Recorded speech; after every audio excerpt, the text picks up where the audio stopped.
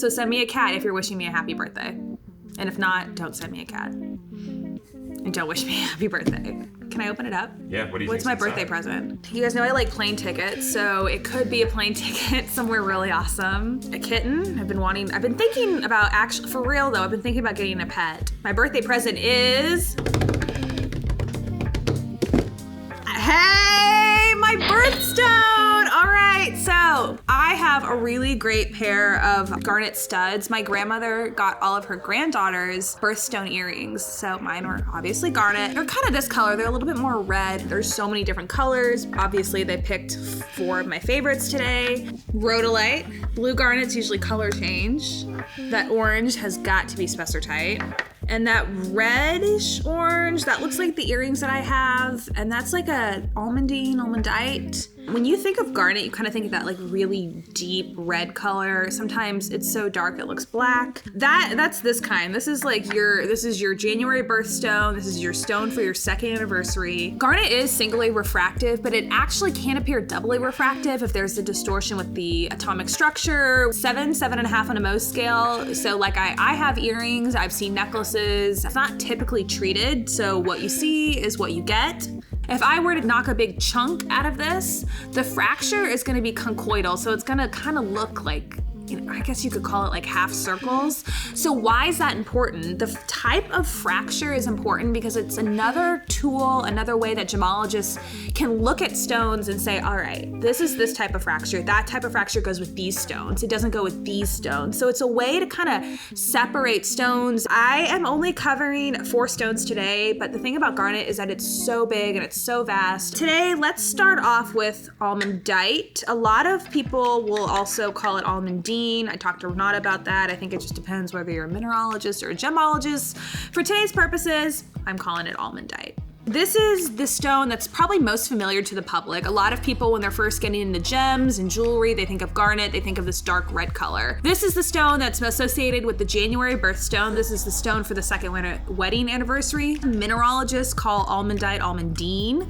Another really cool thing about almondite is that sometimes it will exhibit asterism. We've talked about asterism on the past. Check out the link. Oftentimes when you see asterism in almondite, it's rare, it's not usually found. It is a 4-ray star. 6-ray is pretty rare. A lot of times almondite will be so dark that you have to cut the stone really shallow. So if you can see here, this is a pretty deep stone. If this was too dark, they're gonna cut it more shallow, and that's gonna be able to let light in. So oftentimes these stones, they'll appear kind of a reddish brown, kind of orangish. If you have magnesium and manganese in the stone, that will alter the color a little bit. What are we gonna do next? I think rhodolite is next because this is probably my favorite color of Garnet. I love that kind of berry, I don't know, it looks like a berry and it matches my shirt, sort of. Rhodolite is a mixture of 2 Garnet species, almondite and pyro. It's known for this kind of like pinkish color. The name comes from the Greek words for rose and stone. Oftentimes it's found in this like kind of pinky hue up to, a purple that looks like a Concord grape. That kind of purple color, it's called grape garnet. It's magnesium and iron in a 2-to-1 ratio. What's cool about rhodolite is that it's actually found usually as an alluvial source, which is, on the side of a riverbed. It's kind of these worn down pebbles. You're not often gonna, mine it out of the ground. We've talked about alluvial sources in the past. Don't get rhodochrosite mixed up with rhodolite. No relation, rhodochrosite is not a garnet. The name spessartite comes from where the first location spessartite garnet was discovered. It was in the Spessart Mountains in Bavaria, Germany. Pardon me, I don't speak German if I butchered both of those names. Spessartite is known for to be kind of a yellow to orangey red color. It was first discovered as a commercial source in Namibia in the 1990s. That mine kind of played out. It was then discovered in Nigeria. Great stone, great color, great history. So for a long time, people thought garnet was every color of the rainbow except blue. And then this little guy entered stage right. Everyone say hello to blue color change garnet. Do I have a flashlight? Yep. Thank you. You see the blue?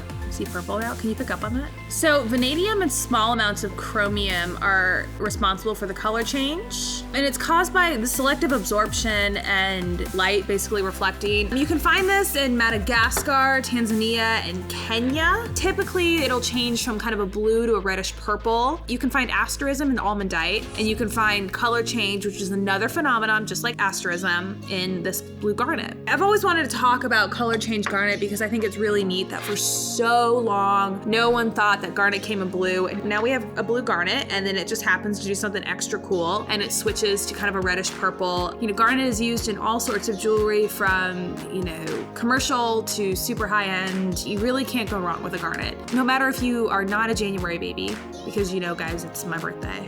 All right, everyone. Take a closer look at the rhodolite. Look at that really, I guess, that bright pink. It almost looks neon. Reminds me of a raspberry. So take a closer look at that color.